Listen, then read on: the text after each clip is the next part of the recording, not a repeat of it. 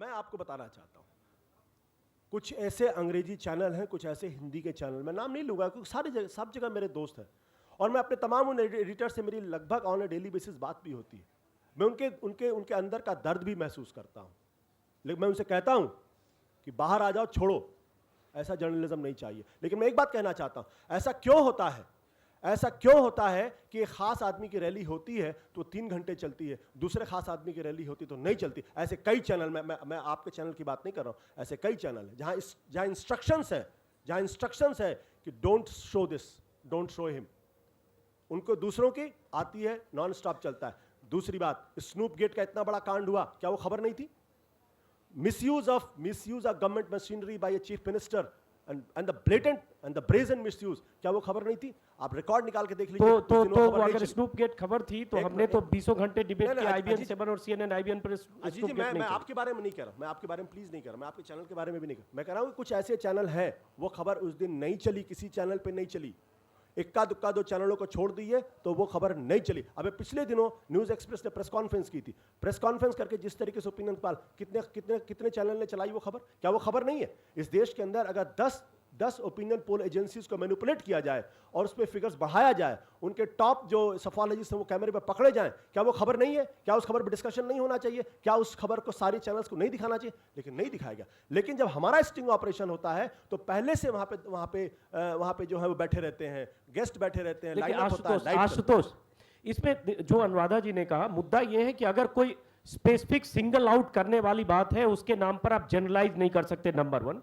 Number 2 को मुश्किल क्या है पॉलिटिकल पार्टीज की, चूंकि आप आज पॉलिटिशियन हैं, आपने कहा ओपिनियन को मैन्युफैक्चर नहीं किया जाना चाहिए, एग्री, ओपिनियन को मैन्युफैक्चर नहीं किया जाना चाहिए, लेकिन ओपिनियन अगर केजरीवाल के पक्ष में मैन्युफैक्चर किया जाता है तो आपको अच्छा लगता है। मैं सब्सटेंशिएट करूंगा इस बात को, मैं आम आदमी पार्टी की तरफ से। हमने देखा 2 दिन केजरीवाल की जो रैली हुई है यूपी से जो दिल्ली चली है, कहीं 300 लोग हैं, कहीं 600 लोग हैं, कहीं 500 लोग भी हैं, कहीं 5000 लोग भी हैं। लेकिन तकलीफ होगी कि अगर वहां 300 लोगों की तस्वीर दिखाएंगे तब आपको लगेगा कि यहां ओपिनियन मैन्युफैक्चर किया जा रहा है दूसरे के पक्ष में। या अगर यह कहा जाए केजरीवाल की हवा चल रही है, 200 सीटें मिलने वाली है, 350 सीट पर लड़ रहे हैं, तो लगेगा ओपिनियन केजरीवाल के पक्ष में मैन्युफैक्चर किया जा रहा है। नंबर 1। नंबर 2, सुधांशु त्रिवेदी जवाब देंगे, लेकिन मोदी से हम एग्री करें डिसएग्री करें, राहुल गांधी से हम एग्री करें डिसएग्री करें, वो डिफरेंट ओपिनियन है। हम जर्नलिस्ट हैं, हमारा मतलब नहीं है कि हम केजरीवाल से एग्री करें या मोदी से एग्री करें या अरविंद केजरीवाल से एग्री करें। हमारा काम अगर यह है कि हम जिसकी जो स्ट्रेंथ दिखती है पॉलिटिकल ग्राउंड पर, जो जितना बड़ा दिखता है उसको अगर उतना कवरेज मिलता है, तो मुझे लगता है वो आउट ऑफ प्रोपोर्शन नहीं है। आउट ऑफ प्रोपोर्शन तब है जब जो पार्टी अभी छोटी है उसका उतना वजूद नहीं दिखता है, वो पार्टी उतना ही एक्सपेक्ट करती है जितना जो पार्टी 100 सीटों वाली पार्टी है, जिसकी कई राज्यों में सरकार है, जो 3 राज्यों में बहुत मजबूती से जीत कर आई है, तब यहां आउट ऑफ प्रोपोर्शन होता है मुकाबला। यहां हम लोग भी बीजेपी को रेडिक्यूल करते हैं या कांग्रेस को, लेकिन सवाल उठता है क्या आउट ऑफ प्रोपोर्शन जिसको आप सोचते हैं क्या वही सही है? सुधांशु त्रिवेदी। देखिए, एक बात मैं कहना चाहूंगा कि आशुतोष जी अब एक परिपक्व राजनेता हो गए हैं। क्यों हो गए वो भी बता रहा हूं। ऐसा होता है जब चुनाव के समय कोई लीडर पार्टी बदलता है तो अपनी प्रीवियस पार्टी को क्रिटिसाइज करता है। जैसे कोई बीजेपी छोड़ के आता है तो कहता है हम सांप्रदायिक शक्तियों के विरुद्ध धर्मनिरपेक्ष शक्तियों के साथ आकर देश का कल्याण करना चाहते हैं। तो इन्होंने भी पत्रकार से राजनेता होने के बाद पूरी की पूरी मीडिया बिरादरी को कटघरे में खड़ा कर दिया है। Now he is become very expert कि हम कैसे अपने प्रीवियस जो हिस्ट्री है उसको पॉलिटिकल इंटरेस्ट में यूज कर सकें। दूसरा बात, एक पॉइंट मैं उस पर भी जरूर कहना चाहूंगा, इन्होंने वो राम रावण वाली बात कही थी। भाई कौन रावण है? भाई राम की सबसे बड़ी खासियत क्या थी? मर्यादा। दूसरी बात, भाई राम ने तो सेतु बंद से पहले पूजन के लिए भी रावण को बुलाया था, और जब रावण मृत्यु के कगार पे बैठा था तो लक्ष्मण को भी भेजा था, जाओ इसके पास भी कुछ है, सीख के आओ। रावण कहता था एको अहम द्वितीयो नास्ति न भूतो न भविष्यति, मैं ही सब कुछ हूं, मैं सबसे बड़ा हूं। तो अब आप स्वयं तय कर सकते हैं कि कौन क्या है। अब तीसरी बात मैं कहता हूं, जो मीडिया की तरफ से स्टिंग ऑपरेशंस और इसकी बात आती है, तो भाई स्टिंग ऑपरेशन जो हुए वो तो उन्हीं की पार्टी के लोगों के द्वारा किए गए, किसी दूसरे ने तो किए नहीं। हम लोग भी स्टिंग ऑपरेशन के शिकार हुए थे 90 के दशक में, जब भाजपा उभर रही थी।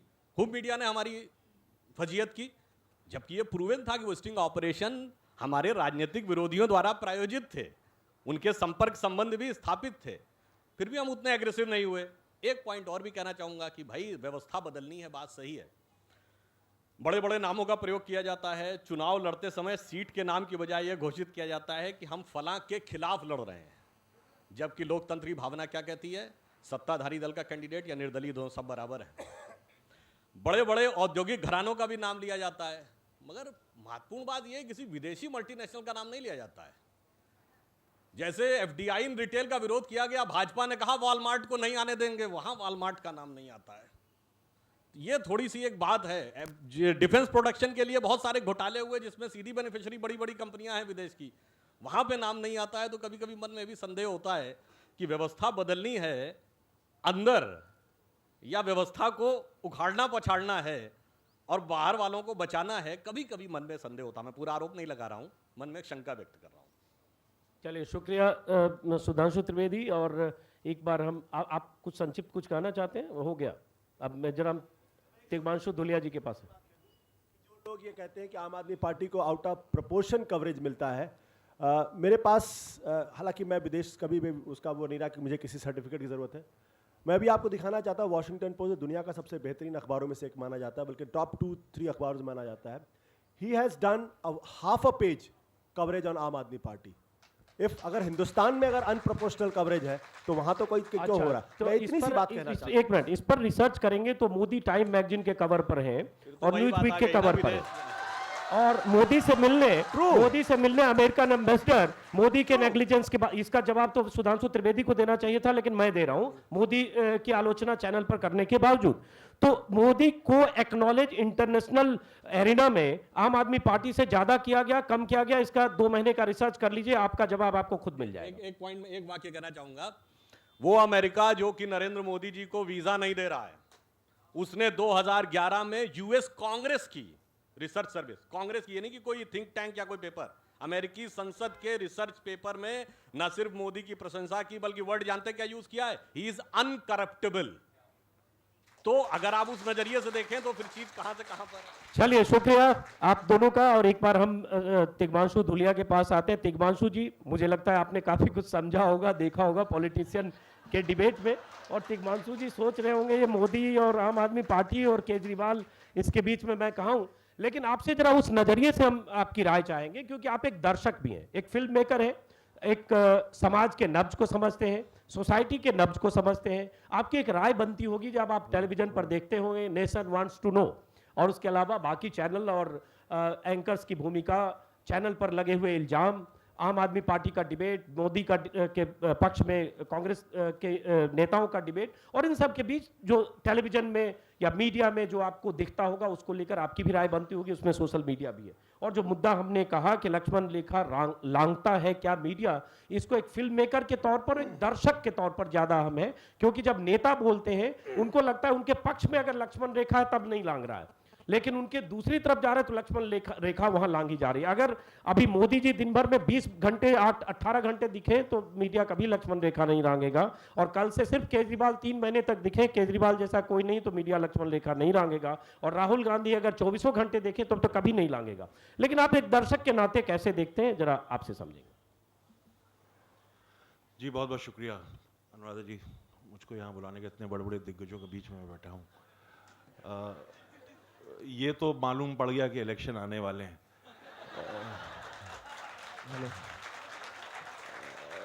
और ये भी मैंने सीखा कि मंच का इस्तेमाल कैसे किया जाए।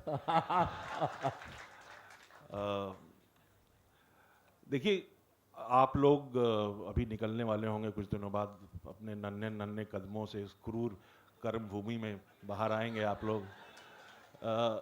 एक बात बता दूं, आप लोग सब जर्नलिस्ट, मास मीडिया के स्टूडेंट्स हैं, ये आपकी ताकत है। स्पाइडरमैन एक पिक्चर है, स्पाइडरमैन की जो टैगलाइन है वो कहती है, with great power comes great responsibility. तो आप लोगों को खुद रिस्पॉन्सिबल होना पड़ेगा, खुद अपने ऊपर वो सेल्फ सेंसरशिप लगानी पड़ेगी, नहीं तो कुछ होगा नहीं। देखिए, अभी एक हिंदी न्यूज़ चैनल कुछ सालों पहले आया था, नाम नहीं लूँगा, 2 शब्द बोलूँगा समझ में आ जाएगा आपके। नया नया आया था, तो अपने आप को प्रूव करने के लिए उन्होंने एक बहुत ही घटिया सा स्टिंग ऑपरेशन किया, और सबको जो सबसे वल्नरेबल स्पॉट है सोसाइटी में वो फिल्म वाले, उनके ऊपर उन्होंने स्टिंग ऑपरेशन किया। और वो चैनल आज मुझे लगता है बहुत चल रहा है। ये सब हरकतें आप लोग मत करना यार, प्लीज, अपनी नजरों में गिर जाओगे। और दूसरी बात जो लक्ष्मण रेखा की है, मुझे लगता है देखिए कि न्यूज़ चैनल्स इस वक्त न्यूज़ चैनल्स नहीं है, वो सब एडवर्टाइजिंग एजेंसीज हो गए। जैसे कि आशुतोष ने बोला कि एक्चुअली ये परसेप्शन क्रिएट करते हैं, एक व्यक्ति का, किसी पार्टी का एक परसेप्शन, जैसे कि फेयर एंड लवली अपना एक क्रिएट करते हैं ना, लगाओगे गोरे हो जाओगे, और ये तो वो मोदी को कोई गोरा कर रहा है, कोई केजरीवाल साहब को गोरा कर रहा है, कोई किसी को कर रहा है, और ये न्यूज़ चैनल एडवर्टाइजिंग एजेंसीज हो गए। अब न्यूज़ पे कितना विश्वास किया जाए? क्यों? क्योंकि कोई news channel is being owned by some big business house, उनका खुद का न्यूज़ चैनल है, और फिर अब उनके ही नेता इलेक्ट होकर पार्लियामेंट में जाते हैं, तो वो इकोनॉमिक पॉलिसी जो डिसाइड होंगी वो उनके बिजनेस हाउस को फायदा पहुंचाएंगी, और न्यूज़ चैनल उसकी वाहवाही करेगा। जब ये सब हो रहा है तो न्यूज़ पे मैं एज ए दर्शक विश्वास कैसे करूं?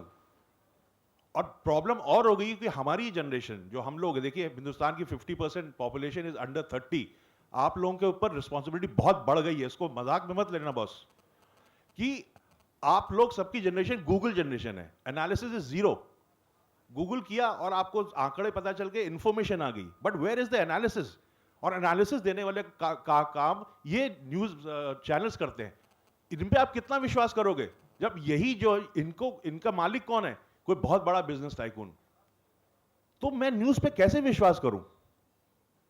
आप लोग अभी बाहर निकलोगे, आप लोग अलग अलग न्यूज चैनल, कुछ लोग तो आप यहीं कंज्यूम हो जाएंगे, कुछ बाहर जाएंगे, थोड़ा सोच समझ के करना है यार ये काम। ये बड़ा डेलिकेट काम है। फिल्म मेकिंग तो फिर भी मतलब तरह तरह की फिल्में आती हैं, ग्रैंड मस्ती भी आती है और अलग अलग तरह की फिल्में आती है, उसके अलग अलग, हम लोग तो इतना रिस्पॉन्सिबल काम शायद नहीं करते जितना रिस्पॉन्सिबल काम आप लोग करने वाले हो। तो थोड़ा सोच समझ के, बस इतना ही कहना चाहूंगा। थैंक यू तिग्मांशु, आपने अपनी बात रखी। और उसके बाद शायद आशुतोष को जाना है, सब एसएमएस कर रहे हैं, और इस नहीं, उनकी मीटिंग है आशुतोष जी की, और उसके बाद जी, अगर आपके पास 10 मिनट टाइम है, एक दो ओपन में एक दो सवाल ले लेते हैं।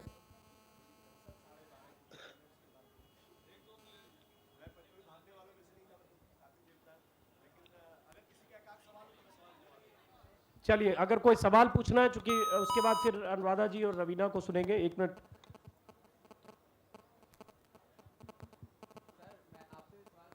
माइक आपकी आवाज आ रही मेरे पास?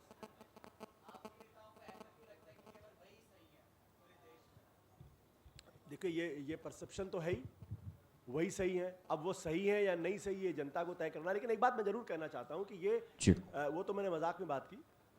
एक चीज हमको हमेशा समझनी चाहिए कि जब कोई नई पार्टी आती है, जब कोई नए तरीके का पैराडाइम शिफ्ट होता है, तो बहुत सारे लोगों के मन में आशंकाएं होती हैं। कुछ लोगों के मन में उस कॉन्सेप्ट को लेकर एक डाउट होता है, स्केप्टिसिज्म होता है, और उस स्केप्टिसिज्म पर हमको भी खरा उतरना होता है और बाकी लोगों को भी खरा उतरना होता है। अगर हमारे अंदर वो स्ट्रॉन्ग कन्विक्शन नहीं हो, तो आप पूरे के पूरे पॉलिटिकल सोशल एस्टैब्लिशमेंट को आप हेड ऑन नहीं ले सकते हो। और आज की तारीख के अंदर जो हमारा पॉलिटिकल एस्टैब्लिशमेंट है, उसकी हालत ऐसी है कि अगर वो आज नहीं बदलेगा, या उसको नहीं बदला गया, या उसमें बदलाव नहीं आया, तो आप देखेंगे कुछ समय के बाद आपके संसद के अंदर और बाहर के ऐसे लोगों की जमात हो जाएगी जहां पर आप उनसे रिलेट नहीं करना चाहेंगे। आप अपने ड्राइंग रूम में एक पॉलिटिशियंस को लाना कम पसंद करते हैं, किसी एक्टर को, किसी सोशल एक्टिविस्ट को आप लाना ज़्यादा पसंद करते हैं। तो मैं लोगों को इसके लिए जिम्मेदार नहीं ठहराता हूं कि अगर हमको लेके ये परसेप्शन है कि हम अपने आप को बहुत ज़्यादा काबिल, बहुत ज़्यादा बुद्धिमान समझते हैं, तो हमें भी अपने आप को मॉडरेट करने की ज़रूरत है। और ये बात मैं ऑन रिकॉर्ड कह रहा हूँ, हमें भी अपने आप को मॉडरेट करना चाहिए, और हमें भी कहीं ना कहीं सोचना चाहिए कि अगर ये परसेप्शन लोगों के दिमाग में है तो क्यों है, और क्या उसकी वजह से लोगों के दिमाग में भ्रांतियां तो नहीं हो रही है। लेकिन आप बड़ा काम तब तक नहीं कर सकते हैं जब तक कि आप बहुत ज़्यादा कन्विंस्ड किसी बात को लेकर ना हो। और उस कन्विंस्ड होने के चक्कर में कभी कभी ये होता है कि आप you tend to not ignore few things which you should ignore. चलिए, कम से कम आपने ये महसूस तो किया कि आपको भी कुछ करेक्ट करने की जरूरत है, वरना मैं तो समझ रहा था कि एबव ऑल है आम आदमी पार्टी। हाँ।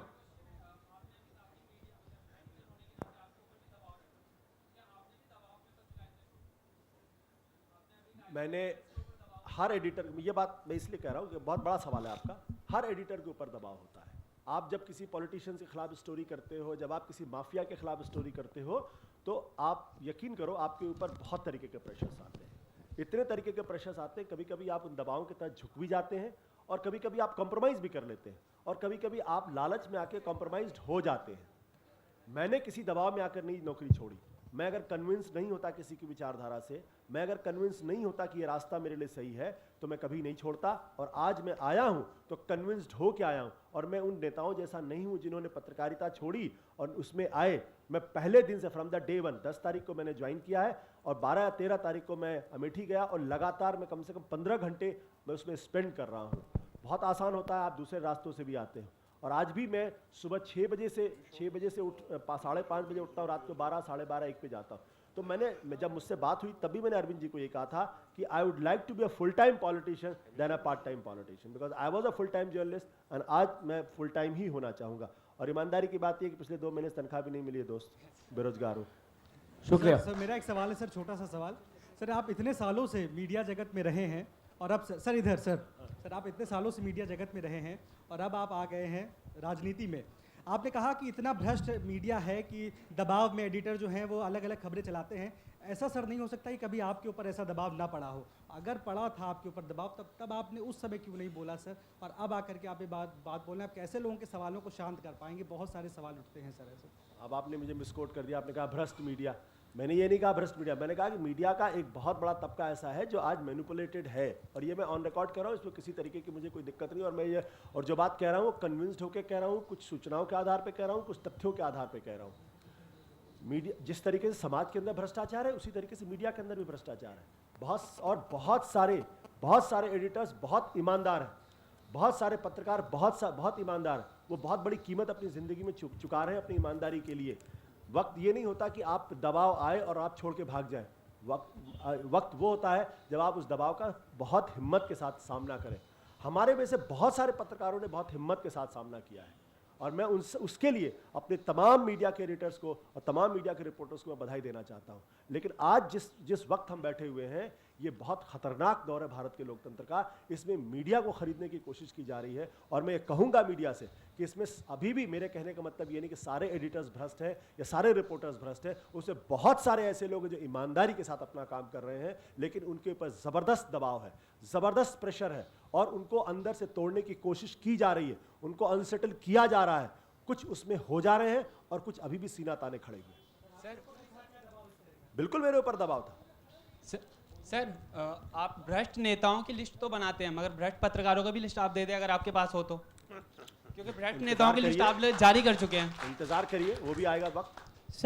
सर एक लास्ट क्वेश्चन सर आपने बताया कि सर आपने अभी बोला कि कुछ लोग एक खास चेहरे को प्रचारित करते हैं। हम सभी समझ गए आप किसकी बात कर रहे हैं। आपने वजह गिनाई कि इसके पीछे डर, खौफ या प्रॉफिट हो सकता है। क्या देशभक्ति इसके पीछे वजह नहीं हो सकती?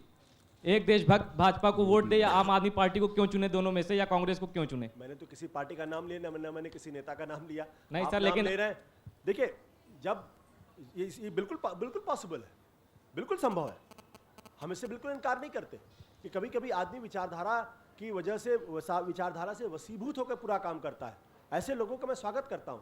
लेकिन जो लोग विचारधारा के वसीभूत न होकर किसी और कारणों से, किसी और दबाव में अगर ऐसा कर रहे हैं तो वो गलत कर रहे हैं।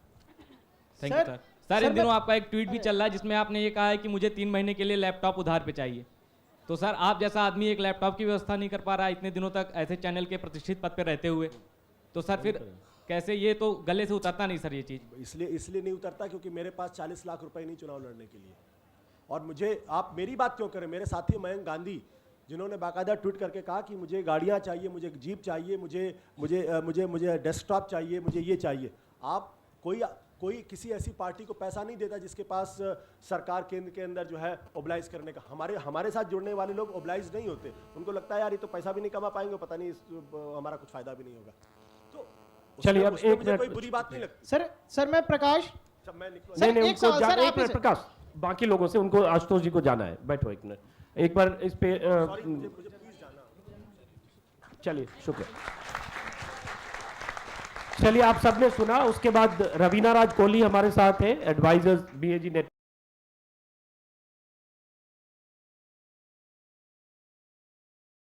को, मीडिया को और व्यूअर्स कैसे अपनी ओपिनियन बनाता है। हम एक पक्ष है जो टेबल के दूसरी तरफ है, एक पक्ष है जो टेबल के उस तरफ है जो बाहर से चीजें देखता है। उसकी ओपिनियन कई बार अलग होती है जो हम न्यूज रूम में जिस ढंग से रिएक्ट करते हैं, जो हमारा रिफ्लेक्शन होता है। उस नजरिए को रवीना से समझेंगे। Thank you Ajit. मैं इंग्लिश में बोलूंगी, ठीक है? नो मैम, ऑफ कोर्स नहीं नहीं प्लीज, जैसे आपको। I am going to quote a very famous writer called George Orwell. You're all students of media. You must remember this. He says, animal farm. he's the writer of Animal Farm. He says, journalism is printing what nobody else wants to print. Everything else is public relations. This is a fact of our industry. And in India, the industry is very, very young. Schools like ISOMS are new and very important institutions to train people to think in a cohesive and responsible manner. Look at all the other professions, the medical profession, the legal profession. There are courses, there are Hippocratic oaths, there are lines of conduct, there are codes of conduct. None of that is actually taught in journalism. Journalism is a very self-taught skill.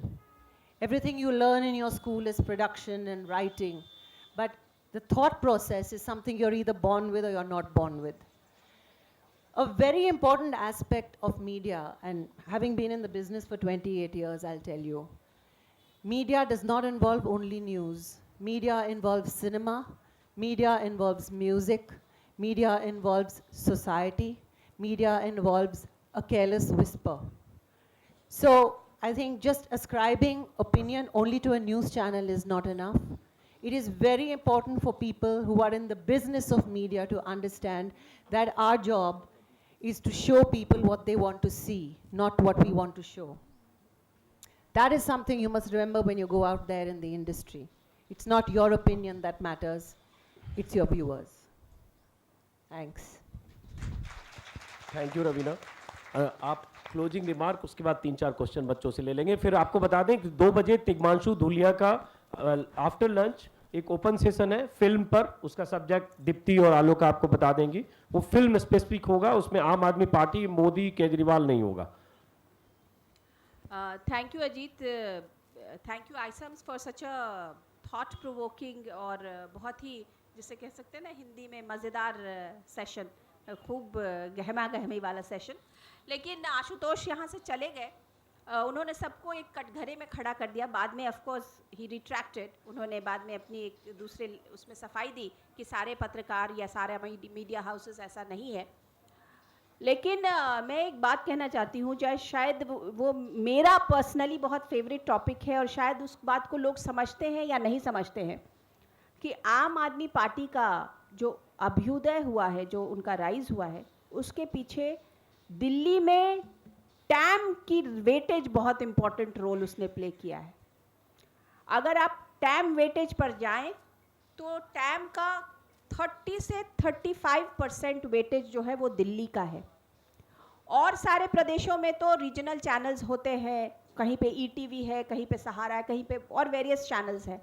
लेकिन दिल्ली, चूँकि दिल्ली में सिर्फ और सिर्फ news channels रहे हैं, इसलिए दिल्ली के लिए वो एक रीजनल उसकी तरह से उन्होंने काम किया। जैसे रीजनल चैनल्स के लिए वहाँ के लोकल खबरें बहुत इम्पॉर्टेंट होती हैं, उसी तरीके से दिल्ली के लिए आम आदमी पार्टी ने एक रीजनल परफॉर्मर की तरह काम किया और जिसने उनको वहाँ नेशनल पर्सपेक्टिव पे पहुँचाया। चूँकि नेशनल चैनल्स दिल्ली में थे और आम आदमी पार्टी दिल्ली में, उसका अभ्युदय दिल्ली में हुआ और दिल्ली का टैम मीटर रेटिंग 35% वेटेज था, इसलिए लोगों ने उनको देखा, सुना और बढ़ाया।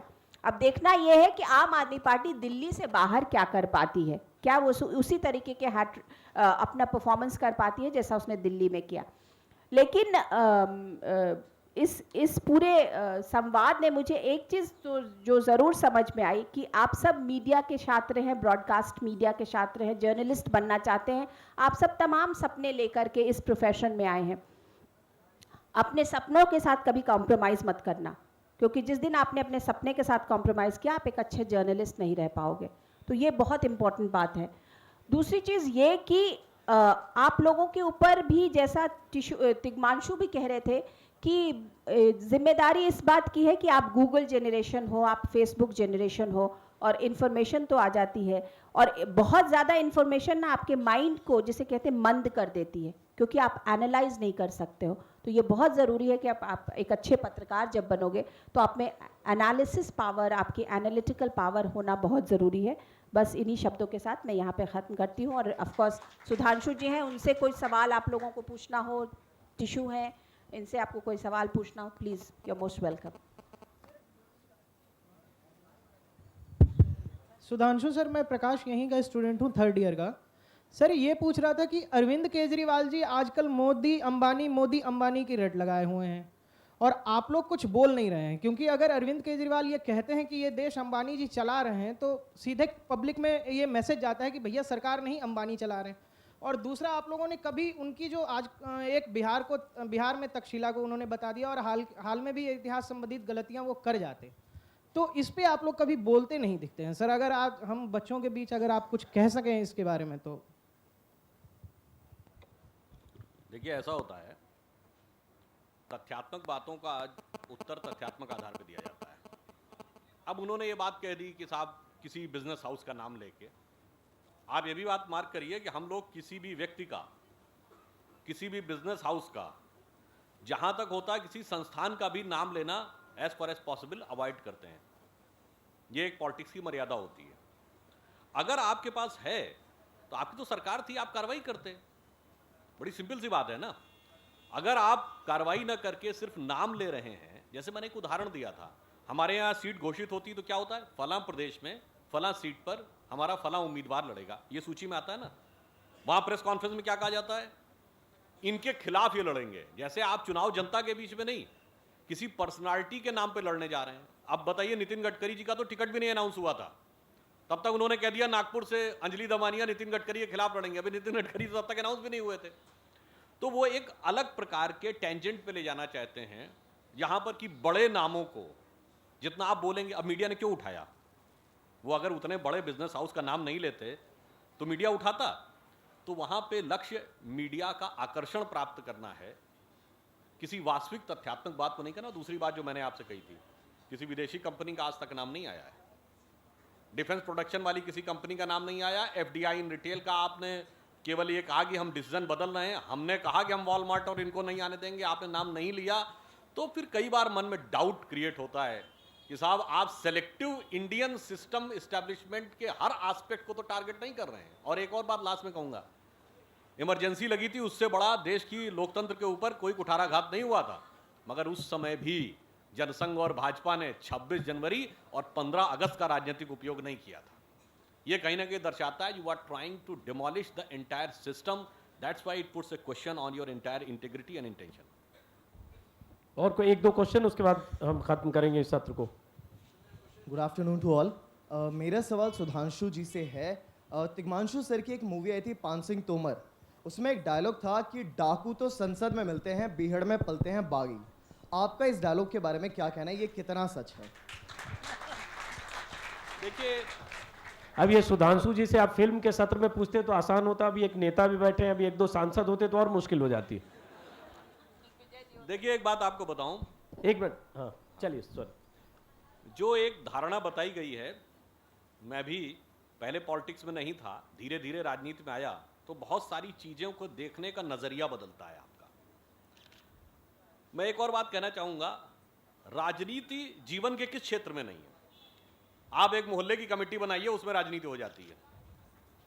आपका परिवार में 10 लोग हैं तो किसी मुद्दे पे 4 लोग एक तरफ खड़े होते हैं और 3 लोग दूसरी तरफ, और एकदम एक दूसरे से बात करने को नहीं तैयार होते हैं।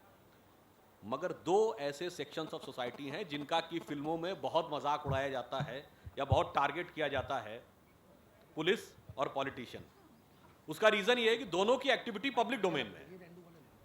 दोनों जो कुछ भी गलत कर रहे हैं, मैं ये नहीं कह रहा हूं कि वो सही कर रहे हैं, मगर दोनों जो कुछ भी गलत कर रहे हैं वो पब्लिक डोमेन में है। और यहां पे मैं एक और बात फिर कहना चाहूंगा, एक याद दिला के, आप फिल्मों में अगर आप देखिए तो जिन कार्य क्षेत्रों का सबसे ज्यादा मजाक उड़ाया गया है वो कौन कौन है? एक फौजी, एक टीचर और एक रिलीजियस प्रीचर। हमेशा इनको मजाक के नजरिए में दिखाया जाएगा। और अच्छे नजरिए में किसको दिखाया जाएगा? एक गुंडे बदमाश को लास्ट में दिखाया जाएगा कि वो तो समाज के लिए अच्छा काम कर रहा है, एक पिक पॉकेटर को दिखाया जाएगा समाज के लिए अच्छा कार्य कर रहा है, और उसके चलते हुए ये एक माहौल बन गया। ये बात मैं थोड़ी जिम्मेदारी से कह रहा हूं, मगर सोच समझ के कह रहा हूं। आज बच्चों में आकर्षण किस बात के लिए है? फिल्म स्टार के लिए और क्रिकेटर के लिए। अब आप ये बताइए, देश किससे चलता है? आज कोई साइंटिस्ट बनना चाहता है? नहीं। हायर एजुकेशन की टीचिंग में जाना चाहता है? नहीं। रूरल में एरिया में डॉक्टर बनना चाहता है? नहीं। देश चलता है उससे। अब मैं एक उदाहरण देता हूं। डॉक्टर अबुल कलाम भारत के प्रेसिडेंट थे। एक प्रोग्राम में एक बहुत बड़ी फिल्मी हीरोइन थी, उनका नाम नहीं लेंगे, उनको उन्होंने प्रोग्राम दिए, वो अवार्ड दिया।